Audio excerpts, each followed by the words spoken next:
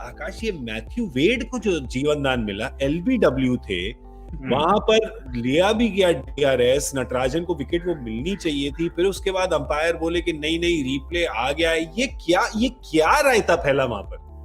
देखिए, रायता फैलने के ना कई कारण है गौरव। सबसे पहले से शुरुआत करते हैं। जब पैड पे बॉल लगी, हम सबने रिप्ले देखा और हमारी उंगली वो अपने ड्राइंग रूम में खड़ी हो गई थी कि बहुत करीबी मामला है। और नटराजन की अपील ना वो टोकन था, वो अपील नहीं थी, सिर्फ हल्की सी इंक्वायरी थी, सर देख लो, मतलब हो सके तो नहीं तो भी चलेगा।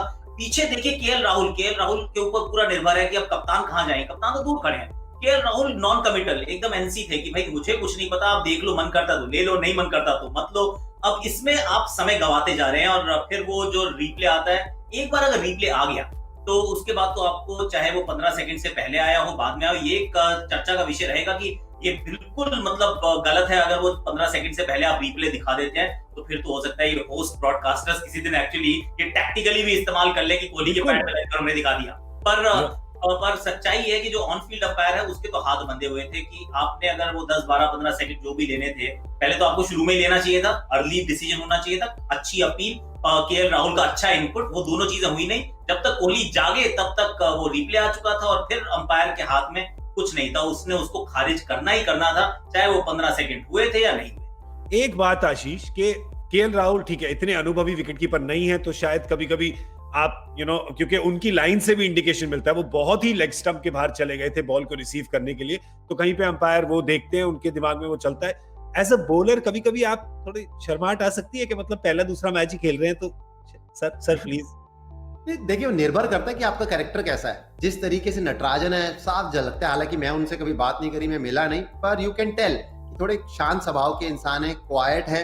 तो इस तरीके की देखिए, कप्तानी में सबसे मेन काम क्या होता है बतौर कप्तान? अब तो विराट कोहली 4 साल से लगातार कप्तान है कि उन्हें अपने जो घोड़े हैं ना सारे पहचानने वाले कि कौन किस तरीके का है। ये जो नटराजन है, क्वाइट है, इनको शायद मेरे को पूछना पड़ेगा। कई होते जोशीले नौजवान कि वो डाउन द लेग भी जा रही हो, लगते के साथ ही उन्हें हर बार लगता है कि एलबीडब्ल्यू आउट है।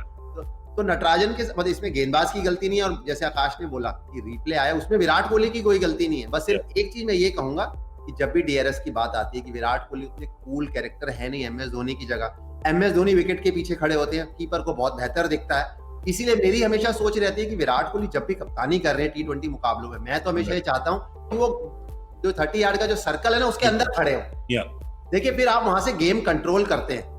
जब आप long on deep mid wicket, जी मैं मानता हूँ कि आप बहुत जोर लगाते हैं फील्ड पे, तो आपको लगता है कि मेरी जरूरत है लॉन्ग ऑन मिड विकेट पे, पर मेरी सोच ऐसी कि उनकी कहीं ज्यादा जरूरत है कि आप कवर्स पे खड़े हो जाएं। और है उनके पास लॉन्ग ऑफ। अब तो बड़े अच्छे मनीष पांडे, संजू सैमसन ने क्या काम किया आज बाउंड्री पे। तो किसी को तो आप अगर नहीं भी हैं तो आपको बनाने तो पड़ेंगे ना, क्योंकि आप यहाँ कप्तानी की बात कर रहे हैं। ये तो एक उदाहरण है। अगर यही विराट कोहली, आप शॉर्ट कवर्स तो देखिए 10 में से मैं कहूंगा 9 बार भी नहीं, 9.99 टाइम जो कवर्स है, तेज गेंदबाज हो, स्पिनर्स हो, सिर्फ चहल मैंने देखा है कि जो डीप कवर्स लेते हैं, तब आपका पॉइंट अंदर आता तो विराट कोहली आप वहां आ जाए।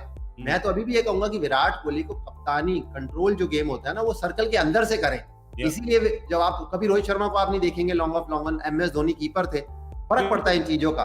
तो आज ऐसा नहीं है कि विराट कोहली की गलती है, वो जो टीवी स्क्रीन पे आया उसमें विराट कोहली की कोई गलती नहीं है। पर चलिए देखिए, गलत समय पे उस समय मैथ्यू वेड आउट हो जाते, शायद 5-7 रन कम बनते। 5-7 होपफुली 5-7 से ज्यादा ही, पर अब तो बना दिए उन्होंने, 186 रन लगा दिए।